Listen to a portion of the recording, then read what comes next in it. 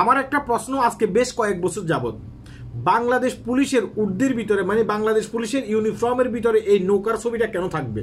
এটা শুধু আমার প্রশ্ন নয়, হাজারো বাংলাদেশির প্রশ্ন।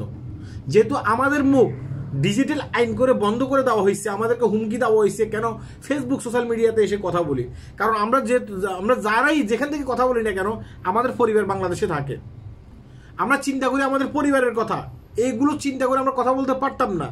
কারণ আমি এখান থেকে কথা বললাম, আমার পরিবারের একজন সদস্য, একজন ছেলে কিংবা একজন মেয়ে স্কুলে যাচ্ছে, তাকে হয়তো অপহরণ করে ফেললো, তাকে হয়তো মেরে ফেললো, তখন আমি কি করব? আমার হয়তো কেউ কথা বলবে না। কারণ বিগত 16 বছর পর্যন্ত এই দেশটাকে জিম্মি করে রেখেছে স্বৈরাচারী হাসিনা। আজকে আমরা কথা বলতে চাচ্ছি, আমরা কথা বলবো, কারণ আজকে আমাদেরকে কথা বলার অধিকার দেওয়া হয়েছে।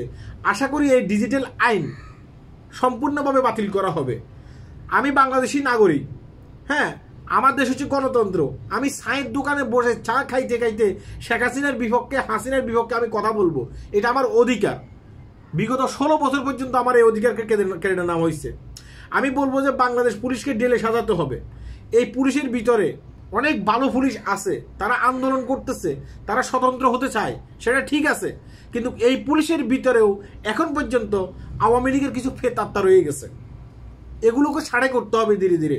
এই যে হারুনের কথা, হারুনের নামে একটা ফেক ভিডিও ভাইরাল হয়েছে, আমি দেখছি যে আমি এই ভিডিওটি দেখার সাথে সাথে আমি বিভিন্ন দৈনিক পত্রিকাগুলোতে গেছি, বিবিসি সংবাদে গেছি, কোথাও হারুন যে গ্রেপ্তার হয়েছে, আমি ডিবি হারুনের কথা বলতেছি, বাতের হোটেলের হারুনের কথা বলতেছি, সে যে গ্রেপ্তার হয়েছে এখন পর্যন্ত আমরা এই ধরনের কোনো প্রমাণ পাইনি।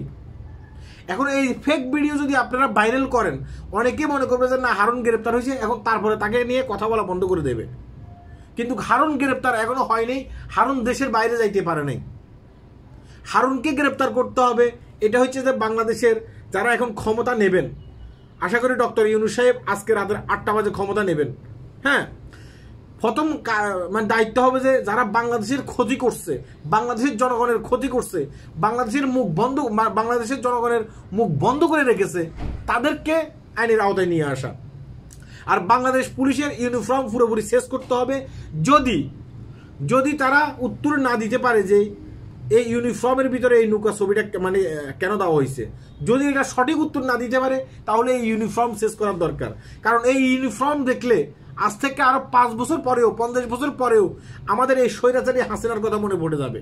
কারণ হাসিনার একমাত্র, হ্যাঁ, তাদের দলীয় প্রতীক হচ্ছে নৌকা। এখানে নৌকার ছবি দেওয়া আছে, আর এখানে নৌকার ছবি দেওয়া হোক, সেটা আপনি আমরা কেউ চাই না।